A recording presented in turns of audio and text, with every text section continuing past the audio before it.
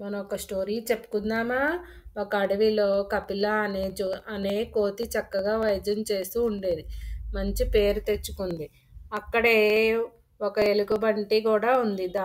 అది కూడా వైద్యం చేస్తుంది. కానీ దాని దగ్గరకు పెద్దగా జంతువులు వెళ్ళేవి కాదు. ఒకరోజు వైద్యం చేయటానికి కావలసిన మూలికల కోసం వెతుకుతూ ఎలుగుబంటి అక్కడే దాని కోతి కనిపించింది. అప్పుడు కోతి మామ, నువ్వు నేను ఒకే దగ్గర వైద్యం నేర్చుకున్నాము.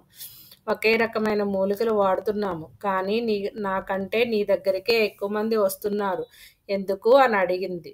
నువ్వు వైద్యం చేసే విధానం చూస్తే గాని చెప్పలేను అంది కోతి. అన్నట్టుగానే కొన్ని రోజులకి ఎలుగుబంటి వైద్యం పరిశీలించటానికి వెళ్ళింది. అప్పుడు అక్కడ ఒక నక్క వచ్చింది. దాని కాలుకు దెబ్బ తగిలింది. చాలా రక్తం కారుతుంది. వామ్మో, ఎంత రక్తం పోతుంది! నీకు వైద్యం చేయాలంటేనే నాకు భయమేస్తుంది అంటూ కట్టుకట్టింది ఎలుక.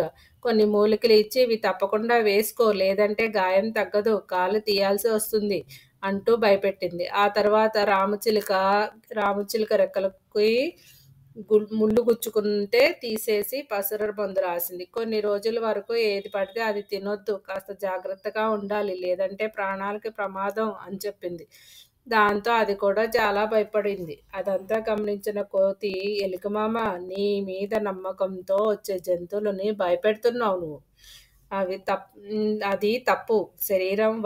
శరీరానికి వైద్యం ఎంత పనిచేస్తుందో వాళ్ళ మనసుకు నువ్వు చెప్పే మాటలు కూడా అంతే ధైర్యాన్ని ఇవ్వాలి. అప్పుడే తొందరగా జబ్బు నయం చేస్తుంది అని చెప్పింది. అప్పుడు నుండి ఎలుకమామ చెప్పిన పని చేస్తూ ఉంటే ఆ రోజు నుంచి కోతి చెప్పిన మాటలు పాటించడం మొదలుపెట్టింది. మెల్లగా ఎలుకబంటి దగ్గర కూడా వైద్యం కోసం జంతువులన్నీ వెళ్ళటం ప్రారంభించినాయి. Thank you friends.